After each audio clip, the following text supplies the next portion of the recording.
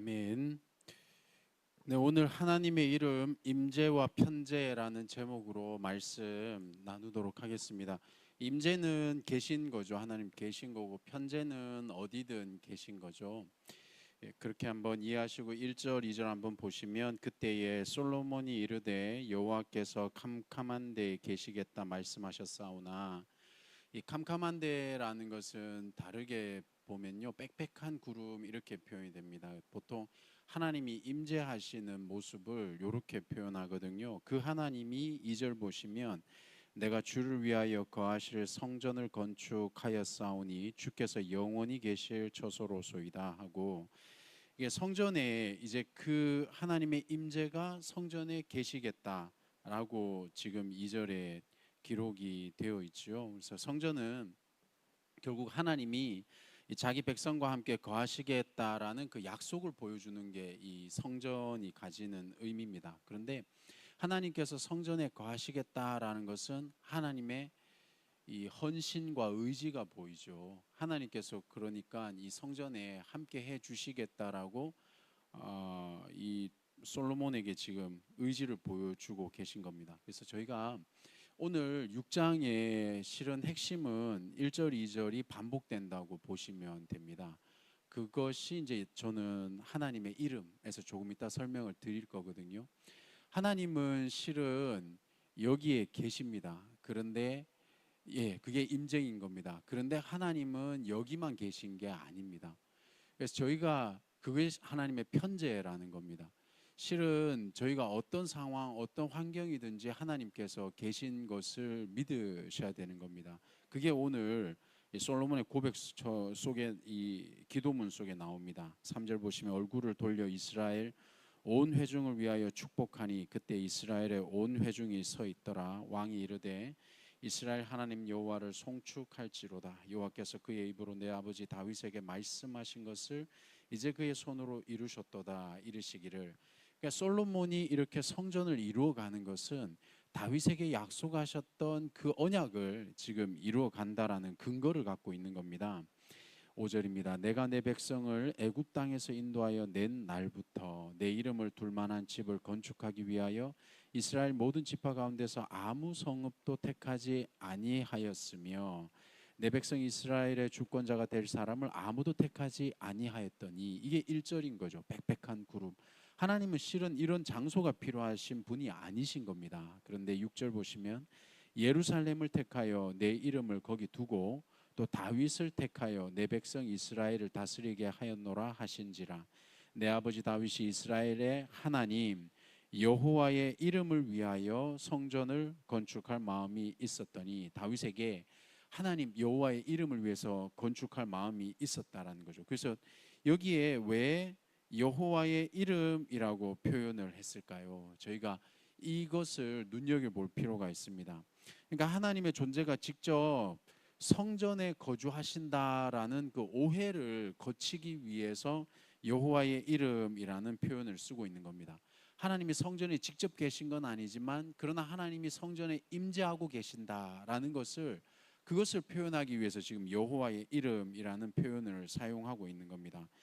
그래서 이것을 저희가 잘못하면 하나님께서 마치 어떤 건물 안에 갇혀 있는 분처럼 생각할 수가 있거든요. 그러한 오해를 풀기 위해서 지금 이름, 여호와의 이름이라는 표현을 사용하고 계신 겁니다. 하나님은 실은 이 건물을 초월해서, 그분의 하나님의 본질적인 특성은 이 건물을 초월해서 어디나 편재해서 계신 분인 겁니다. 그래서 솔로몬이 성전을 만들고 여기에서 기도하는 걸 들어달라고 하면서 하늘에서 들으시고 이렇게 표현하지 않습니까?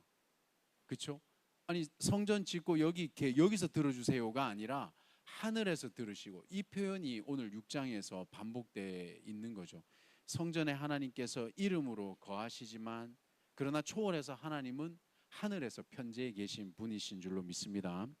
여호와께서 내 아버지 다윗에게 이르시되 내가 내 이름을 위하여 성전을 건축할 마음이 있으니 이 마음이 내게 있는 것이 좋도다. 그러나 너는 그 성전을 건축하지 못할 것이요 내 허리에서 나올 내 아들 그가, 솔로몬을 얘기하는 거죠, 내 이름을 위하여 성전을 건축하리라 하시더니 이제 여호와께서 말씀하신 대로 이루셨도다. 솔로몬이 다윗에게 약속하신 것이 이루어졌다라는 것을 지금 10절에 고백하고 있습니다. 11절입니다. 내가 또 그곳에서 여호와께서 이스라엘 자손과 더불어 세우신 언약을 넣은 궤를 두었노라 하니라. 솔로몬이 여호와의 제단 앞에서, 이 제단은 뭐겠습니까? 번제단을 얘기하는 거겠죠. 모든 회중 앞에 마주서서 그의 손을 펴니라. 솔로몬이 일찍이 노수로 대는 연단을 얘기하는 거거든요. 연단을 만들어서 길이가 5규빗이요 너비가 5규빗이요 높이가 3규빗이라는 것은 1약 4m 되는 그 단 위에 올라가서 솔로몬이 손을 펼치고 하늘을 향해서 무릎 꿇고 기도하는 겁니다. 그래서 솔로몬이 기도하는 모습을 백성들이 다 봤겠죠. 근데 솔로몬이 이 이후에 14절 이후에 보시면은 이스라엘의 하나님 여호와라고 고백하면서 동시에 나의 하나님이라고 고백을 하는 겁니다. 그러니까 하나님이 이스라엘의 하나님이면서 동시에 나의 하나님이신 것을 솔로몬이 지금 고백하고 있는 거죠. 18절 한번 보시겠습니까? 그런데요, 하나님이 참으로 사람과 함께 땅에 계시리까 보소서. 하늘과 하늘들의 하늘이라도 주를 용납하지 못하겠거든. 하물며 내가 건축한 이 성전이오리까. 솔로몬은 성전을 드리지만 실은 이 성전의 의미를 솔로몬은 알고 있었다고 보여지는 겁니다. 그래서 19절 보시면 그러나 나의 하나님 여호와여 주의 종의 기도와 간구를 돌아보시고 주의 종이 주 앞에서 부르짖는 것과 비는 기도를 들으시옵소서. 아멘. 어떤 것도 하나님을 제한할 수 없는 걸 우리는 지금 오늘 본문 속에서 살펴볼 수가 있습니다. 그러나 하나님은 예루살렘 성전을 택하셨죠. 그리고 그곳에서 이스라엘을 만나시고 교제하시겠다라고 말씀해 주셨죠. 그래서 하나님은 그분의 백성이 부르짖을 때 21절을 한번 보시면은 그 기도를 들으시겠다고 하나님 말씀해 주시는 겁니다. 이 대목이 중요합니다. 하나님이 자신의 이름을 어디다 두셨습니까? 성전에 두신 거죠. 그래서 하나님이 영적으로 이 성전에 거하시는 줄로 저희는 믿습니다. 그 성전이 하나님의 속했다라는 그 의미가 지금 21절에서 보여지는 거죠. 그래서 사랑하는 성도님들, 이때 이스라엘 백성들은 성전에서 하나님을 향해서 부르짖었죠. 특별히 어떤 부르짖음을 이루었습니까? 후반부에 가면 회개하고 하나님 앞에 용서를 간구했고 하나님께서 그 기도를 들어주셨지 않습니까? 그 백성들이 포로로 잡혀갈 것도 미리 여기에는 기록되어 있었고 또 어떤 죄를 짓는 것들에 대해서도 기록이 되어 있었던 겁니다. 청년들과 함께 사역을 하다 보면요, 특별히 요즘엔 더 그런 것들이 심해지는 것 같습니다. 교회 오래 다녔던 혹은 모태신앙 같은 경우에는요, 왜 회개를 해야 되나요? 라는 질문을 갖고 있습니다. 그리고 또 왜 기도해야 되나요? 그런 생각도 갖고 있잖아요. 사랑하는 성도님들, 이 기도는 훈련이기도 하면서 하나님 앞에 올려드리는 고백이기도 한데요, 때로는 저희가 침묵 기도도 해야 되고 때로는 저희가 통성 기도도 해야 되고 때로는 은사에 따라서 방언도 하고 다 하나님께서 허락하신 기도는 다 해야 된다고 생각을 합니다. 그런데 저희가 잊지 말아야 될 것은 뭐냐 하면 하나님께 기도를 해야 된다는 사실인 거죠. 하나님이 아신다라는 것과 우리가 하나님께 기도해야 된다라는 사실은 다르다라고 생각을 합니다. 그게 오늘 본문 중에 드러나고 있는 겁니다. 그래서 22절 이하에 보면 다양한 형태의 이제 범죄들이 일어납니다. 그때 어떻게 하라는 겁니까? 예를 들어 22절 한번 보시겠습니까? 만일에 어떤 사람이 그의 이웃에게 범죄함으로 맹세시킴을 받고 그가 와서 이 성전에 있는 주의 제단 앞에 맹세하거든 기도하라는 거죠. 죄를 지면 기도해야 되고요. 26절 보시면은 그들이 주께 범죄함으로 말미암아 하늘이 닫히고 비가 내리지 않는 주의 벌을 기도해야 되는 줄로 믿습니다. 사랑하는 성도님들, 28절 보시면 우리가 알 수 없는 상황, 기근이나 전염병이 있거나 곡실이 시들거나 깐부기가 나거나 이게 뭐겠습니까? 저희가 예상치 못한 어려운 일들을 당할 때에 뭐 해야 되는 겁니까? 기도해야 되는 겁니다. 그래서 28절 이하에 보시면 하나님께서 각 사람을 살피시고 마음과 행동을 살피고 계신 그 하나님께 우리가 기도해야 되는 줄로 믿습니다.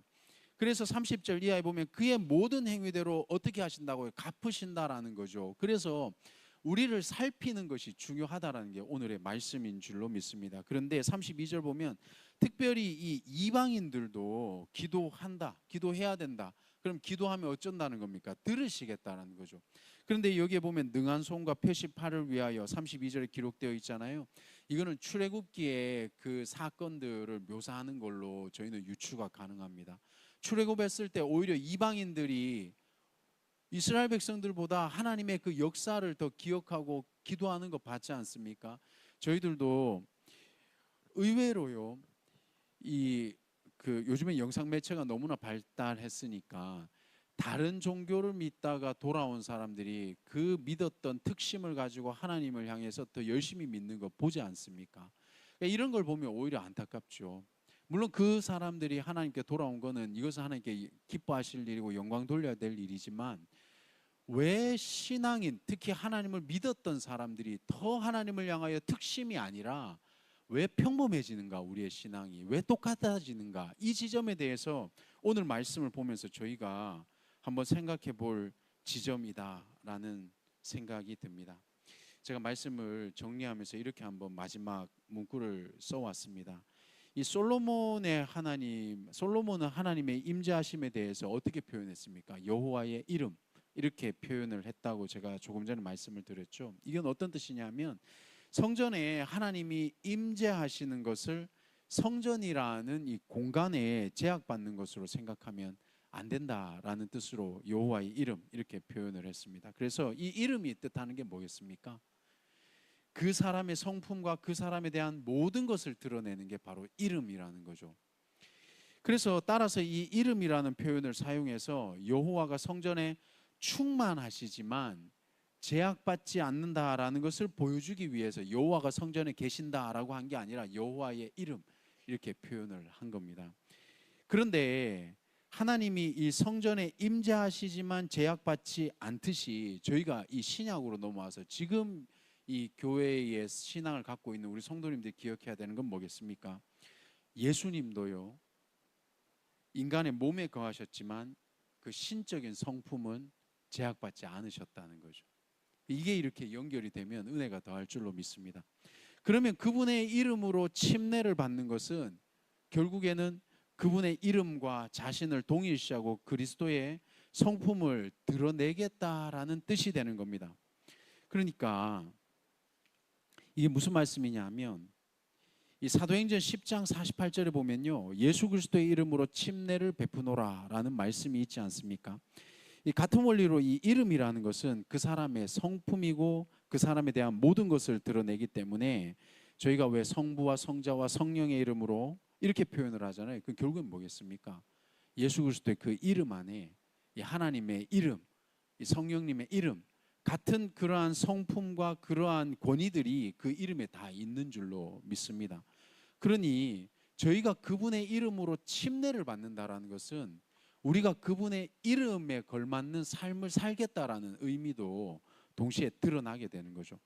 그래서 이처럼 이름이라는 것은 성품과 속성, 또 하나님 입장에서 볼 때는 임재하심과 편재하심, 이 모든 것들을 드러내는 것이 바로 이름이라는 뜻이 되는 겁니다. 그래서 오늘도 이스라엘 백성이 성전을 향해서 기도했듯이 우리도 성전을 향해서 기도하는 그 의미가 어떻게 되겠습니까? 예수님의 이름으로 기도하게 되는 줄로 믿습니다.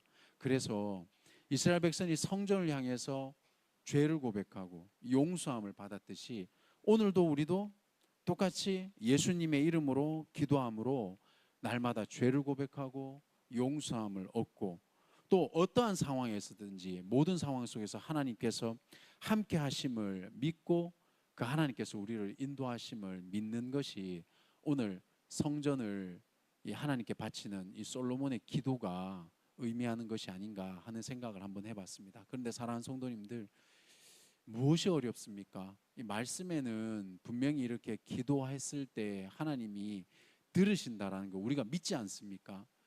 그런데 어려운 것은 이 하나님과의 정말 인격적인 교제가 있지 않으면 상황 속에서 우리가 고통당하는 게 너무 힘들잖아요.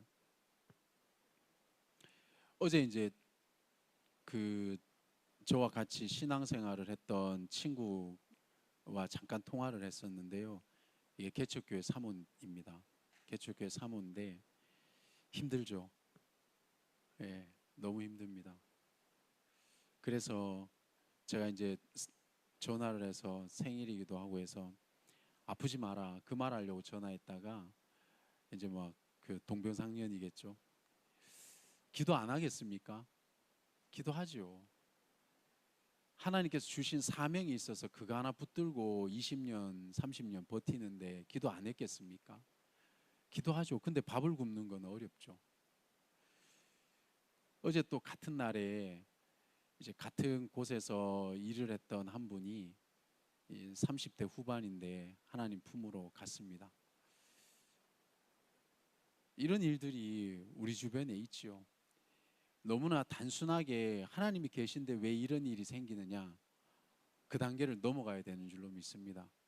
우리 하나님께서 지금 여기에 임재하시지만 편재하신다라는 것은 우리가 생각하지 못할 하나님의 뜻 안에서 우리의 육신을 넘어 우리 주님의 뜻 안에 하나님의 뜻을 이루어 갈 줄로 믿습니다.